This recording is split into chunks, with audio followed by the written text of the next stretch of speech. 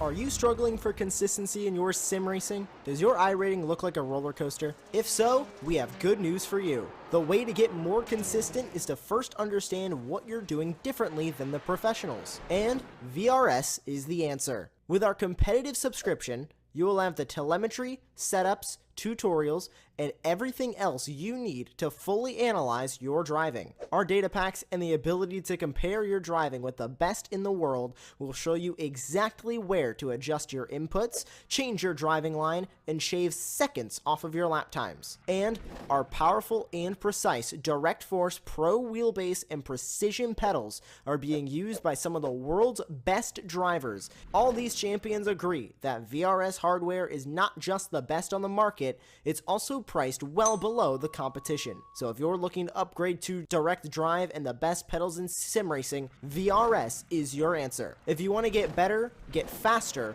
and make it happen sooner rather than later, you owe it to yourself to find out why so many people are switching to VRS. You'll be so glad that you did. Visit www.virtualracingschool.com and learn why the best use VRS.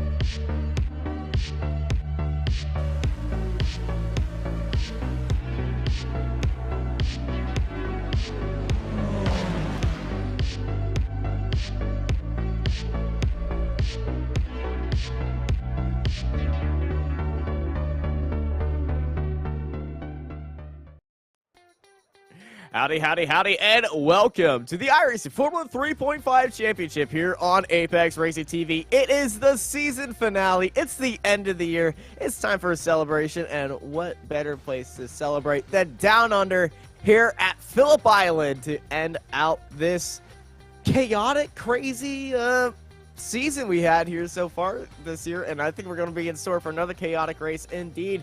I am Austin. I'm joined by Sebastian Bosher Williams, and we got Jamie Fluke in our production booth here today, and you are watching Apex Racing TV. Sebastian, this year, it's been a very not calm year. It's been chaotic. It certainly has. I mean, this season alone has provided, so much drama. But yeah, I mean, I've had the pleasure of being in the commentary booth now for two seasons, and it's just been incredible action every single week. I don't think we've really had a race where it hasn't had some amazing storyline or some twist or turn along the way, and I'm sure the final race of the year at Phillip Island will be no exception. And I remember the last time, Austin, we came to Phillip Island, and this man on our screen was currently 11 wins from 11 races. It was the final race of the season, and yet it didn't quite go to plan for Samborski. I wonder if that might be the same today, but wow, what a great track to finish the season on. It really is. Phillip Island doesn't get a lot of love, but in these high downforce cars, oh my gosh, it just makes us smile and giggle of glee, because this race is just so much fun. This track is so much fun, especially in these cars. Very high speed.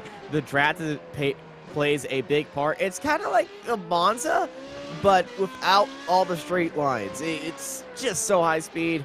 You got a few very heavy braking zones, and then after that, you're just trusting the car to do what it's meant to do, and you're just battling through the pack. I have so many races here from 3.5s, Formula 1, even, I believe one of the Formula 1 week they came here. Formula 1 all the way down to the little Formula Vs in a little hosted race. It's just so much fun up and down the ladder. And these Formula 3.5s are always some of the best.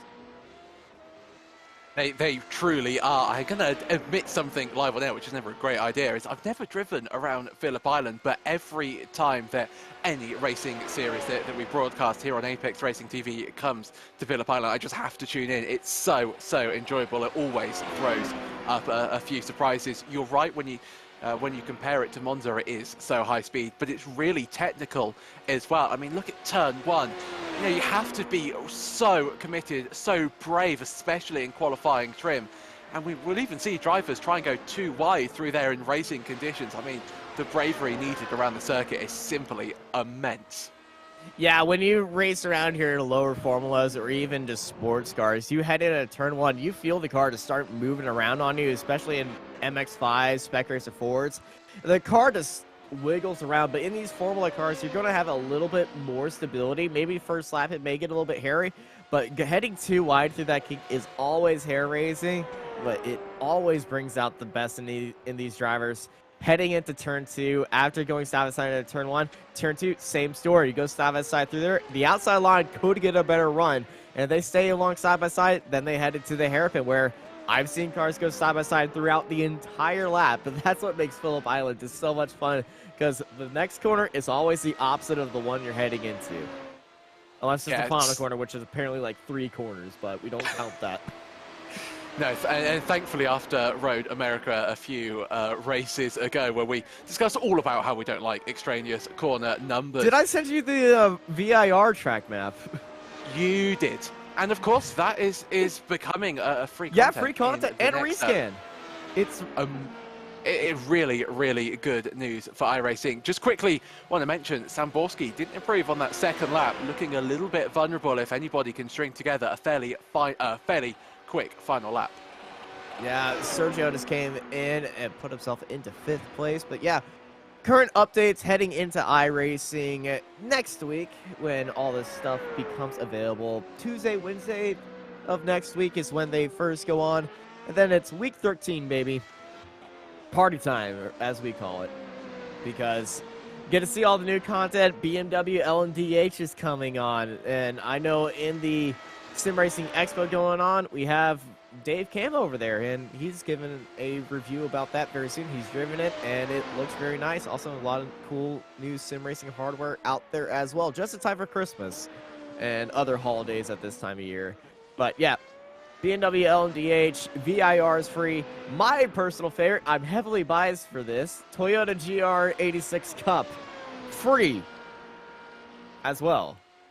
That is going to be such a popular series. Cannot wait and to some try French that out. track named Magny-Cours. I'm not sure if you heard of it.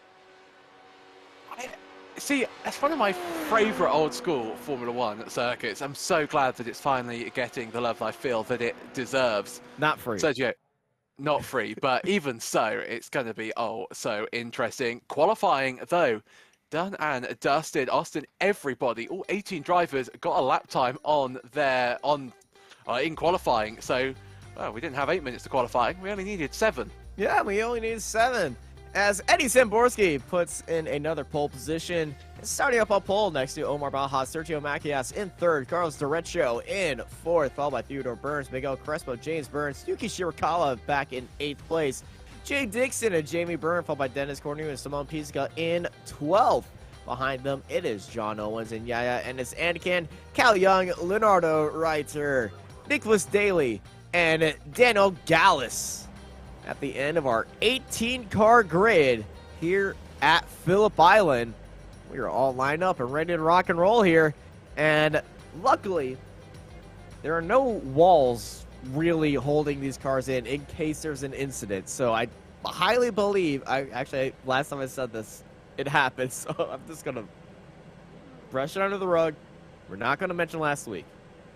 But last week, after that giant crash happened, I feel like all these yards are going to be taking this thing a lot easier. Austin, as your solicitor, I advise you to remain quiet. Yeah, I think the drivers will be a little bit... my phone's dead. Actually, they probably did, but I forgot to charge my phone, so... They probably will be a little bit more cautious. And, of course, it's the final race of the season. You want to really go out with a bang. So I think drivers will be a little bit more cautious at the start. And, of course, down towards turn 1, it's more of a flat-out corner. It's less of a braking zone. So there's less incentive for drivers to really race off the start because there's not much or too much place where they can actually end up on the run down to turn 1. Yeah. Few more seconds remain, and here we go. The end of the season is upon us. It is 5 red lights as we are green, green, green for the final time this season. And it's a good, clean start by everybody right now. Eddie Samborski off to an early lead, followed by Omar Baha, Mathias, and Derecho, your top 4. Everybody's staying right there. Yuki Shirakawa gaining a spot already off the line as they go side by side through turn 1, heading into turn 2 side by side. Sergio Macias and Omar Baha, but in the background we got a big crash at turn 2. Yeah, and it's Anka, Dixon, Owens, Daly, Byrne, and Cornu involved. Oh, heartbreak for those drivers involved. Nobody yet feeling the need to go to the pits, and we still have all 18 runners. Burns to the inside, almost collides with the car ahead of him. I do believe that was Sergio Macias. Lucky escape for both involved. Samborski, absolutely dream start though. Got the launch he needed, got the run into turn 1, and the carnage, which he sometimes hasn't been able to avoid, was all behind him today. Dixon does head into the pit, so it looks like, Austin, we have our first retiree of the race. Yeah, Jay Dixon, they had another separate incident heading into turn 4.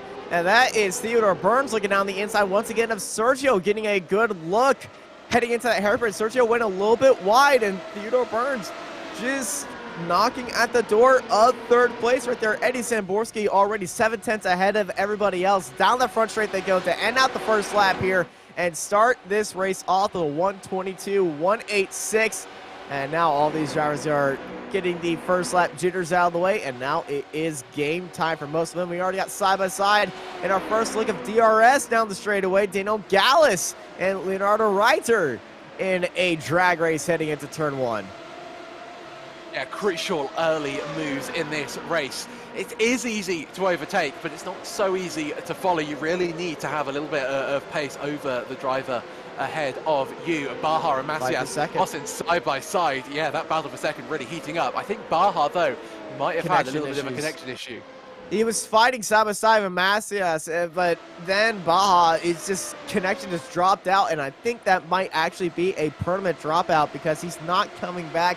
He might have to add another tally onto the board. Dixon and Byrne are into the pits, and I think Omar Baha has just been, well, sniped out of this reality. Yeah, his connection has been dropped, so a heartbreak for Omar Baha in the final race of the season. Was looking really, really quick. I think it was side by side with Sergio Macias, but even so, was looking good at being able to hold on to that second spot. Well, it's going to be side by side again. But this time, instead of Omar Baha, it's Theodore Burns around the outside, side by side through turn 1 and around the outside. He's still side by side with him heading into turn 2, but Burns down into the inside and Burns up into 2nd place. Really good move by Theodore Burns. Brave to go around the outside, especially on lap 3 of this 28-lap race. But Sergio Macias looking down the outside as he head in towards turn 4. But it will be Theodore Burns who reigns supreme so far. But Samborski 2 seconds between himself and Theodore Burns. That's a long way, and Samborski knows that that gap is extending. It's going to be a really tall order if Theodore Burns wants to catch Samborski, and if he wants a challenge for a race win here tonight. And we got a replay of our opening lap incident. So it wasn't at turn 1, it was at turn 2. And all of this started, we saw Dennis Cornu involved, and I feel like, oh, there we got a car tapped in the back entering that corner, and pretty much a pull shot, and everybody else collected in there, and it's about 8 cars all into the corner pocket. Yeah, I think that was Jamie Byrne, the number 10, just braking a little bit late. Look at this gaggle on the circuit, though. Austin, Burns, Dreshko, Macias, Shirakawa, and Byrne. And Miguel Crespo in there for good measure, all really fighting over the same piece of tarmac. Well, we said we wanted a little bit of action in the final round here at Phillip Island, but even so, this is fairly spectacular for Formula 3.5. And what a race we have on our hands for the remainder of this race. It's a gaggle from 2nd all the way to 7th right now, and this is a fight you definitely want to be watching. Some of the best drivers in the world, and it's always going to be giving you a big smile on your face. Let's ride on board of Miguel Crespo, who's at the back of this train, and I feel like the one enjoying this the most because you see all these cars fighting up ahead of you, and this makes you want to just lick your lips and go in for the kill. For the pass, not the kill. This is not that type of race. I have to clarify myself each time because sometimes it gets a little bit hazy. But of course, you're right. You know, Miguel Crespo, he can not only watch all of the battling up ahead of him, but he can start to look and see where each driver is defending, look where maybe drivers ahead of him are a little bit slower. And of course, if anybody comes to blows ahead of them, then, well, Miguel Crespo can pick up the pieces, so to speak. Tell you what, though, did you hear going down the back straight towards turn 1, Miguel Crespo bouncing off the rev limiter? That might hamper him. Just simply means that he's running out of gear ratio. He can't get the speed needed, and he might struggle with that limitation to make some overtakes. Tell you what, Dreshko not having such limitations, almost trying to make the way around Theodore Burns into turn 4 once again, Austin. Yeah, when you have that top end speed being hampered by your gear, the car derating pretty much on you, even though these cars have no hybrid in them, it will really hurt your performance and opportunities, especially here at Phillip Island, where most of the overtakes are down that long straightaway heading into turn 1 or into these corners. So he's going to have to be very proficient on the brakes and exiting these corners, or else he's just going to be a sitting duck and just pretty much sitting at the end of the straightaway. So you're looking at James Byrne versus Yuki Shirakawa. You got Crespo behind him as well. James Byrne's going to have a lot of fun here. He's in the middle of this train, and I feel like he might just stay there right now, but he could go on a run, but just no gaining for James as well. And I feel like all the drivers are having a little bit of a problem with getting that top end speed, unassisted by DRS, a little bit of dirt being hit up by the cars earlier, but a wide entry by James Byrne trying to carry that speed and get a good run heading into the break zone of turn 4. And I think we're going to be seeing that right now. He's already on the gearbox of Yuki Shirakawa. A inside line like we're seeing up here by Derecho and Burns. Burns around the outside. Derecho on the inside. They were side by side entering, but they're not exiting. As it is Theodore Burns still in the lead of this group. Sorry, Eddie. I know you're in this race. You're just 3 seconds clear of everybody else. Yeah, Samborski very much doing Eddie Samborski things. Theodore Burns, though, great defense by over Carlos Dreshko. Didn't really feel the need to defend. Fresh air heading into turn 4 allowed him to keep the speed, allowed him realistically to keep that position, although he looks a little bit under threat as we head around turn 12 down the Gardner Straight. And I think Theodore Burns is reigning second spot, a little bit under threat at this phase of the race, Austin. Here we go. Carlos Derecho down the inside and side by side with Theodore right now, and he's cleared him heading into turn 1, but Cam Burns holding around the outside. No, he gets the nose chopped on him. Exiting that corner, kind of a slower rendition of a block pass being operated by Carlos Derecho, and making that move for second. And he's got to watch out because Sergio is right there and licking his lips, and the two Spaniards want that second and third, that they were kind of robbed of their podium. It was a Spaniard win in third place at Spain, but they were not standing side by side. They were separated just a little bit by another driver, and they definitely want to go for the win here. But with Eddie, hey, when it's for second and you got Eddie in your lobby and no incident, he's still going on, it's pretty much the battle for second. And honestly, I'm okay with this. This is a beautiful fight. Really, it really is, and it's showing the drivers' sort of strengths and weaknesses. Noticing that Carlos Dreshko using all of the track and then some. He's kicked up dust more than a few times so far in this race. Of course, if you can get away with it, it's basically free lap time. But if you start to push the limits a little bit too much, well, that grass on the outside of the track will bite, and it will bite very, very hard. Theodore Burns, it'll be interesting to see what he does at this phase of the race, if he's content at following Carlos for a few laps or so, just to get the lay of the land, maybe just to stabilize himself within his race, or if he simply just wants that second place back, if he wants track position. Really interesting dynamics, and what the drivers decide to do in the next few laps will decide their positions later on in the race. That is why racing and motorsports and sim racing is just so interesting. Yeah, everyone doesn't have a fear of injuring the car or themselves. They get rid of that issue, and then everyone's pushing to the limit. When you get into these very big fights, oh, it's just so much fun. You don't get this type of intensity in real life racing at the club level outside of pros, and we got a good fight here. Even for 12th place, you got fights up and down the field. You got that giant train. We also got some smaller fights down through the field, and Nicholas Daly and Dennis Cornu, they were involved in that opening lap incident. Let's look at our fight for second. Carlos Derecho leading out Burns. Behind him, Macias, Shirakawa, and Byrne with Crespo at the end. And look at this, James Byrne making a move on Shirakawa. This move has been laps in the making right here. Burns has been getting closer and closer and closer. They almost touched right there. Byrne onto the inside. Can he hold it around the outside, or is it going to be Yuki Shirakawa? Shirakawa wiggled on the entry right here. Byrne trying to hold it around the outside, but that shorter line by Shirakawa. Able to hold it down to the inside and regain 5th place, but Byrne and Shirakawa are side by side. Shirakawa down the inside to maintain 5th place.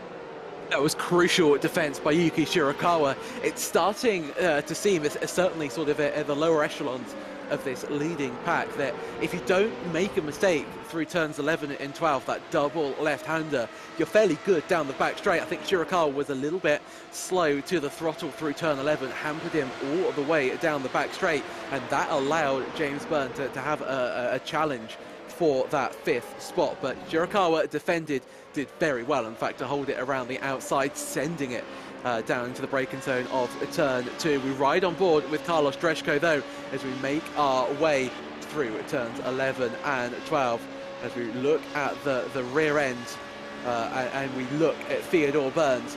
Burns not really gaining on Macias, on Carlos Dreshko.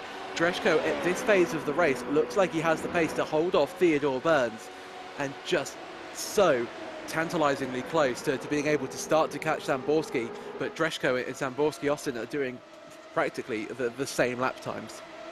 Yeah, last lap time, Carlos is actually faster than Eddie by 2/10, and actually the front 3 of this group were faster than Eddie last lap, but Eddie might be getting into a little bit of groove, and he's not being assisted by the draft like these guys are, so he definitely is driving with a hindrance of not having that draft. But honestly, when you're 3.8 seconds, he's doing everything else in this lap correctly, and just been so consistent with each lap time that Eddie has been doing. Carlos behind him, he's going faster, but can he hold on to that gap and that pace throughout the race to catch up to Eddie Samborski without Theodore Burns or Sergio trying to make a move behind him? And I think Theodore just had a little bit of an issue, because here comes Sergio Macias for that 3rd spot right now, and Theodore Burns, I think, is about to be dropped by Carlos.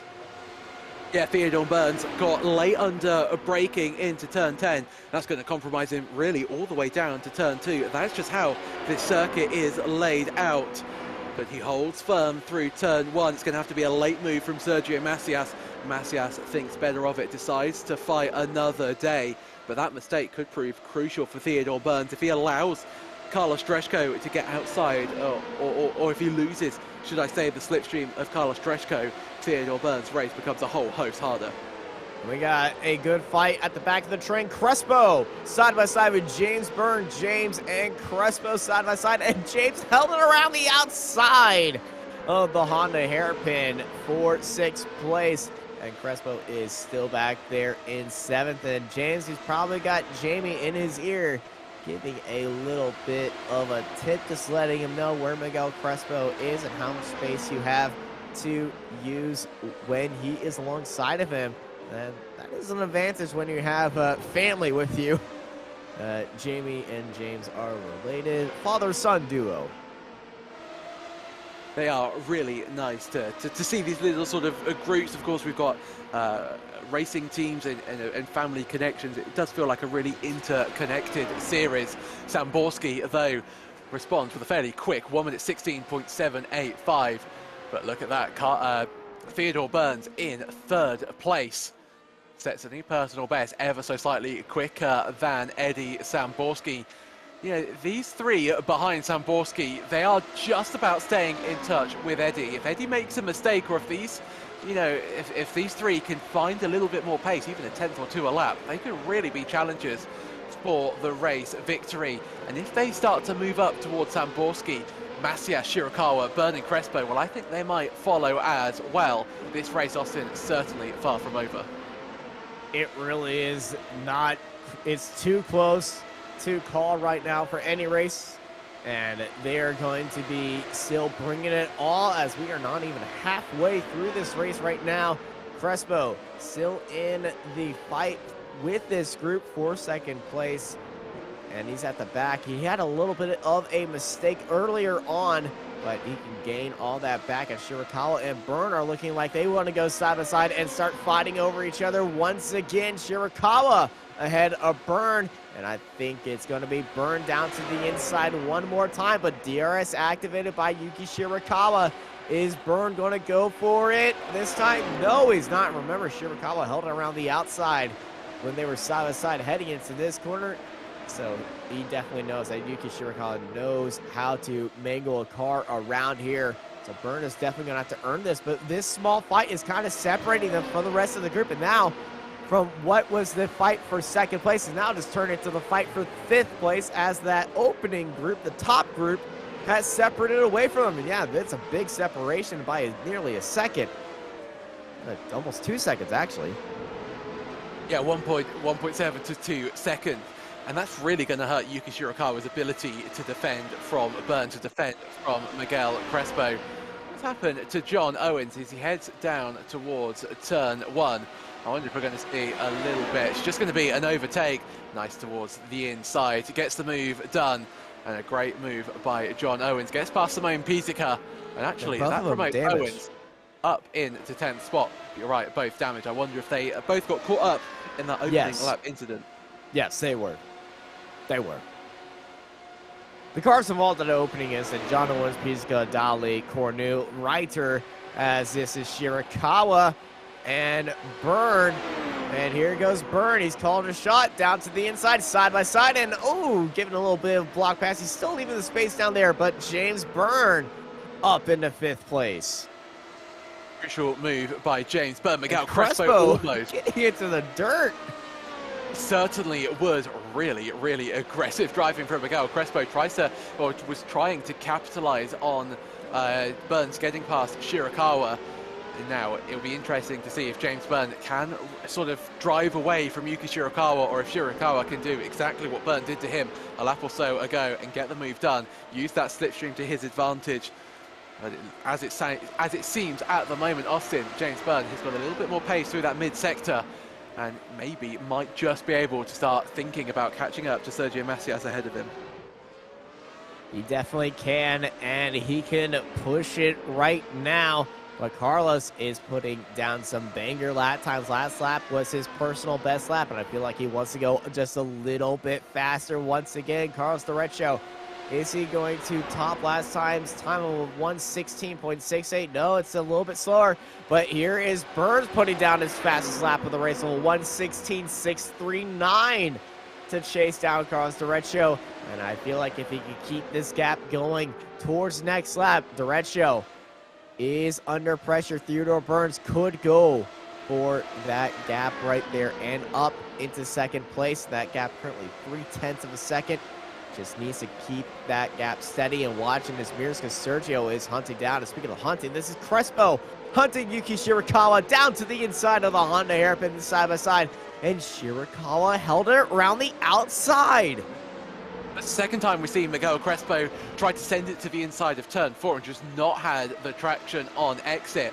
You really have to wind in so much steering lock to avoid hitting the driver on your outside as you head through turn 4, and that means that you have to bleed off a little bit more speed. It also means that you're not in the best position to really apply the throttle. So Miguel Crespo, he's quick, certainly on the exit of turn 3 and turn 3, but maybe might need to think about trying to maneuver and go around the outside of turn 4 just to focus on getting that better run out of the corner. But Crespo looking very, very quick, and Shirakawa, unusually actually for Yuki, looking just a little bit like he's on his back foot, at least at this phase of the race. 16 laps gone. That means only 12 to go in this season. I'm sure we're going to see a few more thrills, a few more spills, because it, of course, is the Formula 3.5 series. Hopefully not, though. the spills. We don't want to see. We want to see a few more thrills. We'll clarify. Just thrills, please. We got a few more thrills up our sleeve in these final laps of the Formula 3.5 season, as we got two groups battling it out right now. Derecho, Burns, Macias in the fight for second place. Burns, Shirakawa, and Crespo in the fight for fifth. Samborski is in the lead, and his lead is shrinking. Last lap times constantly 1/10 to 2/10 faster. Does Samborski have a little bit of an endurance problem around here? Stay tuned here on Apex Racing TV for the iRacing Formula 3.5 Championship. As we continue this on, we're looking at Sergio currently in fourth place and James Byrne leading out his group right now in fifth. James Byrne hasn't been able to make an impact on Sergio Macias up ahead of him, and in fact Shirakawa is getting closer to the back of the number 6 car. Shirakawa is looking fairly quick in a straight line. He's been really quick all race long down towards turn 1. I wonder if he's either a little bit more trimmed out on downforce, or what I suspect is his gear ratios are slightly longer, which allows him to utilize a little bit more slipstream pace. But Yuki Shirakawa could be a little bit of a thorn in the side of not only James Byrne but Miguel Crespo, because Crespo is still ferociously trying to get past Yuki Shirakawa for 6th place. Oh, that's a log by Crespo heading into on the hairpin. And that's kicked him out a second behind Byrne and half a second behind Shirakawa. And Crespo has just been struggling ever since. Yeah, he certainly has. I wonder if we'll see Miguel Crespo use a little bit of DRS down at the back straight to try and just maybe make his way back into that 1 second window. Crespo really pushing down the hill towards the braking zone of turn 10. A little bit of a lockup from Yuki Shirakawa up ahead of him. I'm sure we'll see Miguel Crespo using one of his 8 precious DRS uses just to try and find a little bit of speed and to try and recover from that mistake that was so costly for him. Derecho and Sergio Macias, new fastest lap of the race, the 1:16.5s, 3/10 faster by Samborski. That gap has fallen by half a second in the last 2 laps. That gap in the lead is falling down. We could have a Watkins Glen situation right here, where the charging cars are closing in on the leader, and they could take the lead away. This is Burns under pressure by Sergio. Sergio not too close, too far away to be launching that move in the Honda hairpin. As they continue on this lap, that fight for third is looking oh so tasty. Burns, though, falling away from Carlos up in second place. Yeah, really interesting, because it seems that Theodore Burns had the pace over Carlos Dreshko, but as it stands, it's actually sort of ebbing and flowing. A little bit of traffic, though, up ahead for second, third, and fourth to navigate their way around. Yaha Ennis Aikin, the driver, of course, was involved in that opening lap incident, just sort of lapping away at the moment. Hopefully, at least if you are Dreshko, Burns, or Macias, he'll gracefully get out of the way down the back straight, and that's exactly what the 15 car is doing. Good to see a little bit of sportsmanship there, Austin. Yeah, just playing the community game, as some might call it. Just not getting in any way, not causing any incident, and just working with everybody else on the track. We're all here racing fans, and we don't like it when our race is ruined by slow cars, and you don't want to be that car that has that incident, slows everybody up. And speaking of going slow, James Byrne wiggling off the exit in that corner and going slow heading into this one. This is Crespo, a big daring look right there into the Honda hairpin. No lockup this time as they continued that on, but they're all much tighter together now this lap than the last one. And Crespo, he could have a chance right here for Shirakawa. And crucially, Burns, Shirakawa, and Crespo are coming up to the lap traffic of Yaha Ennis Aikin, so could that play a factor? Miguel Crespo has done a really good job to start closing that gap down. A little bit of smoke in the air. I wonder if somebody's locked up heading in to turn number 10. This is Miguel Crespo's best opportunity. He just needs to strike while the iron is hot. Shirakawa might not be aware of how close Miguel Crespo has gotten to him in the last lap or so. Here we go. As we head down towards turn 1. I think he's a little bit too far away. If anything, Shirakawa looking at trying to make his way past James Byrne. Yeah, Burns' exit of the final quarter was hampered by that lap car being there. So this is Shirakawa going side by side with Burma. Burns squeezing the space off the exit, but it goes deep into the corner of Shirakawa. Big slide by Shirakawa, and here comes Crespo. Down towards turn number 4. Well, I think Burns will have to thank his lucky stars. Shirakawa went a little bit deep, but late under brakes, Austin, as we head into turn 4 side by side. And a big lockup by Crespo once again. And while he was locking up, a little tire model came up into the screen and actually bounced off his helmet.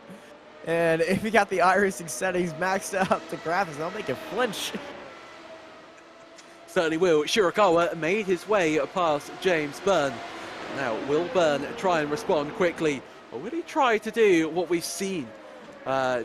We've seen Theodore Burns do up ahead, just stay behind the driver that recently overtook you. Start to learn their patterns, start to learn where they're a little bit quicker, and maybe think about trying to go for the overtake later on in the race. Still got 7 laps to go.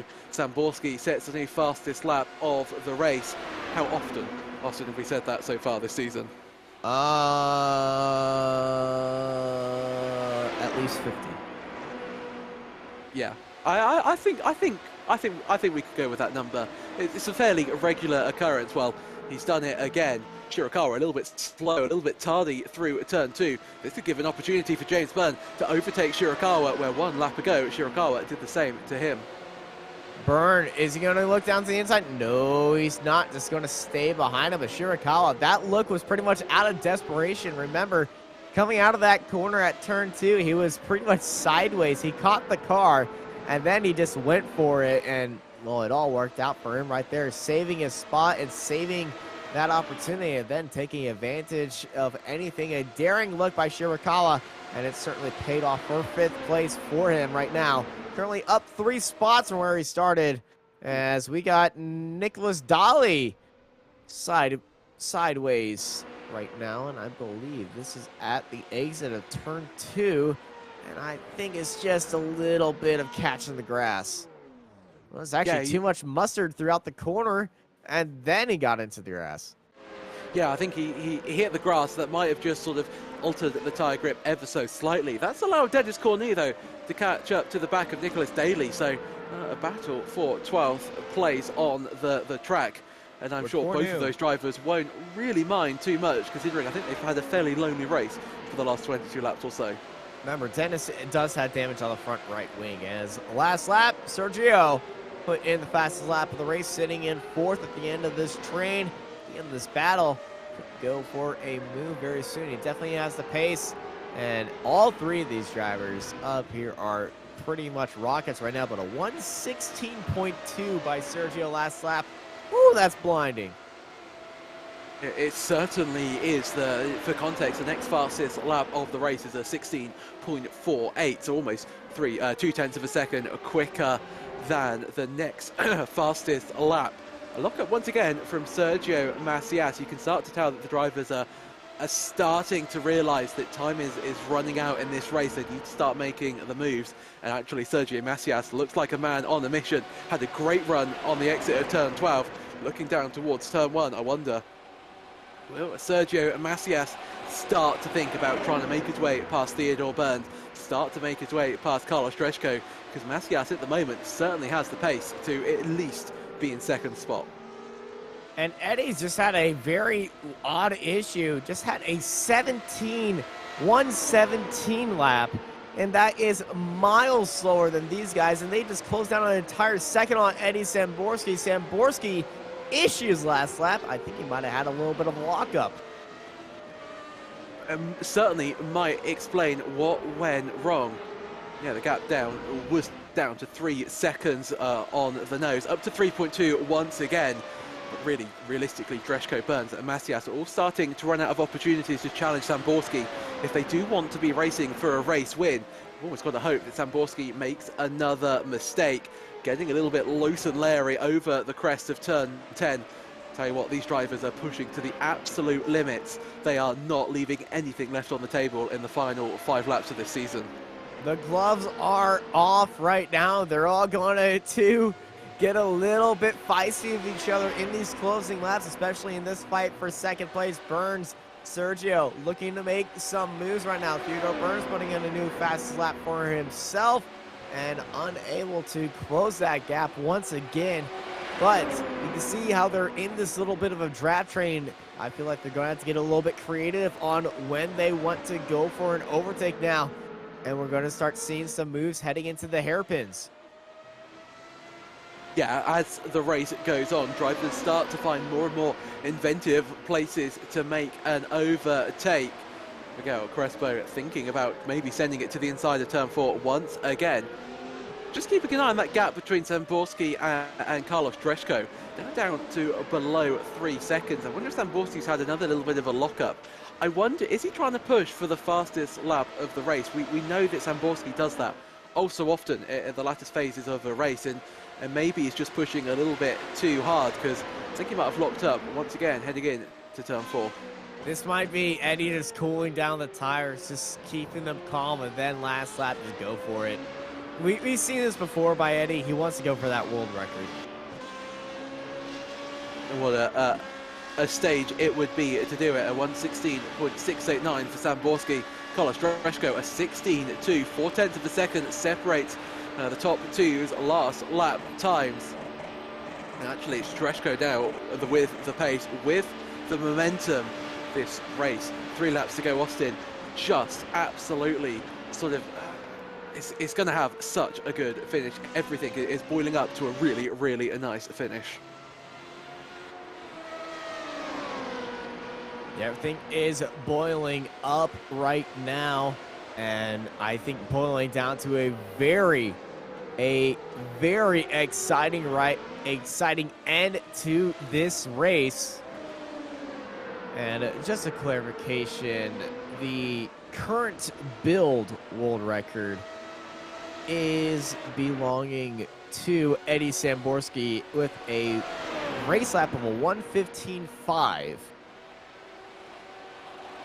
We're about, what, 7-8 tenths away from that, so unless Samborski is found a little bit of a extra downforce out there, or maybe a rocket or two, I think we're not going to see any world record time. Samborski does respond at 16.4. Compare that to Dreshko's 16.5. So Samborski, whatever issues he was having, starting to find the pace once again, and is all he's doing now is counting down the laps before he sees the checkered flag and takes another victory this season. This battle for second, third and fourth has been also interesting. They just keep on ebbing and flowing between who's quicker, who's a little bit slower, and there's not really been one driver that's been consistently quickest out of these three. They've all had their own sort of strengths and weaknesses throughout the race. Likewise, here we go. Burn onto the inside, Shirakawa on the outside, a little bit of a lockup right there, but Burn takes the opportunity underneath the brakes, but then Shirakawa takes it right back, but Burns holding around the outside. Can Burn hold it back in Siberia? No, he can't, but they're still side by side into the S's. Burn and Shirakawa fighting tooth and nail with each other. Side by side they go once again. Jamie Burn, Yuki Shirakawa. Shirakawa on the inside, heading into that drop-down hairpin. Retakes 5th place, but doing a lot of work to make that one happen. And James Burn is probably really frustrated. Made the move down to the inside on the hairpin and couldn't get it back. And once again, Shirakawa leads off this group.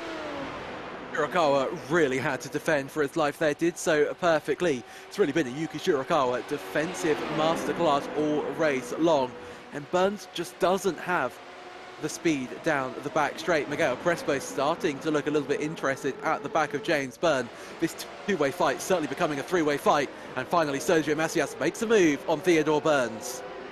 And there we go, down to the inside, and it's not there. Burns stays in third. Just to taunt us, Carlos Dreshko has slowly been catching Eddie Samborski once again. Gap is now down to 2.3 seconds.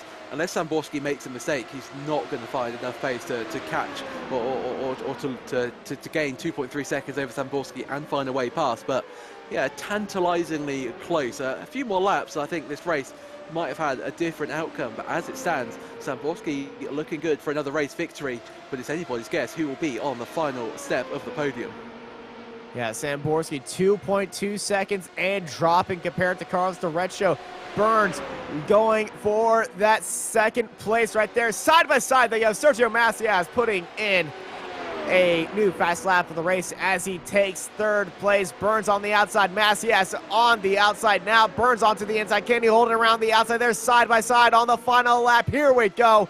Action-packed. Theodore Burns down to the inside and up into third place. But there is Sergio around the outside. Can he hold it?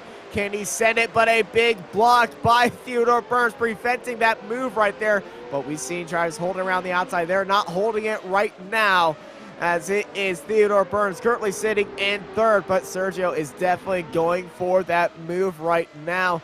Sergio is on his tail, on his gearbox, looking for the next opportunity, which is at the end of this sector. It's going to be into the hairpin. He's already setting himself up for around the outside of this moment, and then a dive towards the inside. Here comes Sergio, but a big move to the inside, and they make contact at the hairpin. Oh, and that was always going to end in disaster. Macias, I think, a little bit caught out by Burns' late defensive maneuver. But Austin, as he rounds the final corner, Eddie Samborski looking good. And across the line, he takes the victory. And not a new fastest lap, but Eddie Samborski wins the final race of the year here at Phillip Island and takes home another championship and little extracurricular activities in the fight for Sergio and Theodore. I think Theodore not happy that Sergio went for that move as he covered him off right there. Well, let's steer aside on that one. But Eddie Samborski takes the win. Derecho in second. Macias in third. Burns in fourth. Shirakawa in fifth. There's Daniel Gallus in ninth.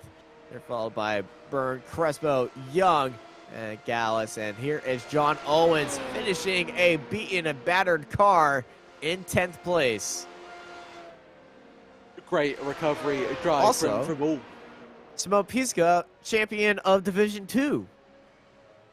Well, congratulations to Simone Pizka. Not necessarily the race that he would have liked to have won that Division 2 championship or to round out his championship, but nevertheless a good race. 11th place. Owens, a great job in 10th, up 3 places from where he started. Daniel Gallus started 18th and last, finishes in 9th. Got a little bit lucky with that opening start incident, but even so, a great race from Daniel Gallus. He should be fairly proud of that one.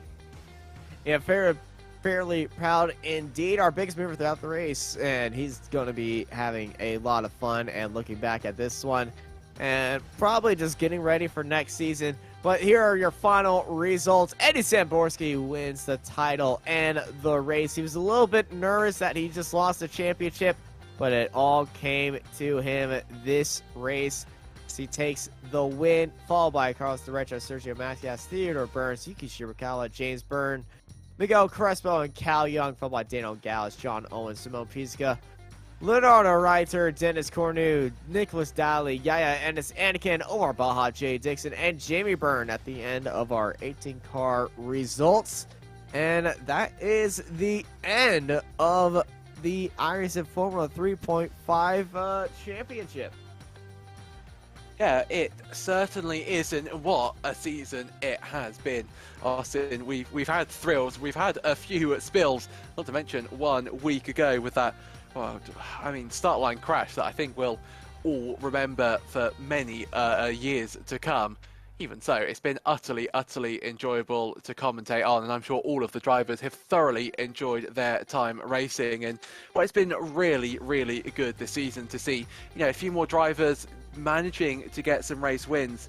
But as I said when as we were building up to the race, I don't remember any Formula 3.5 race ever not having a really good battle somewhere up the field. It's never ever boring.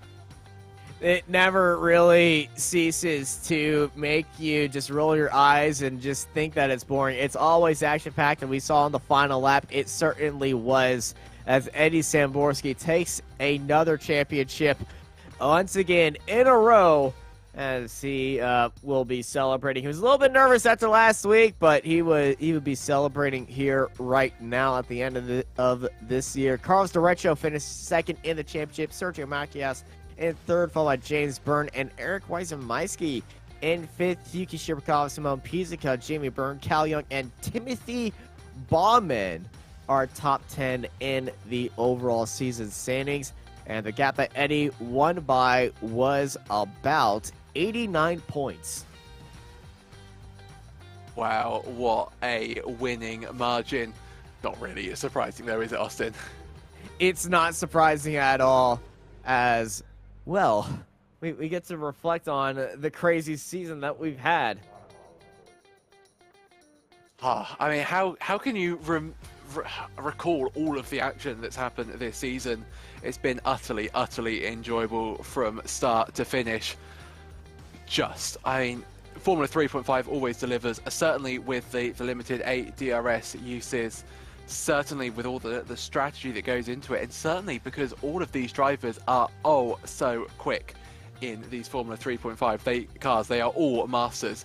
And when you get, you know, a group of 18, 20, 25 drivers that are just at the top of their game, well, it's always going to be thoroughly enjoyable to watch. And thank you, everyone, for joining us throughout the season from start to finish. There was action, there was chaos, there was controversy, but at the end, it certainly put a smile on everyone's face. Eddie Samborski, your champion for the iRacing Formula 3.5 Championship 2022. Season 4, bring on 2023. Thank you all for joining us this year. I've been joined by Sebastian Bosher Williams, and we had Jamie Fluke in the production booth. I'm Austin Knight, and I hope y'all have a good night.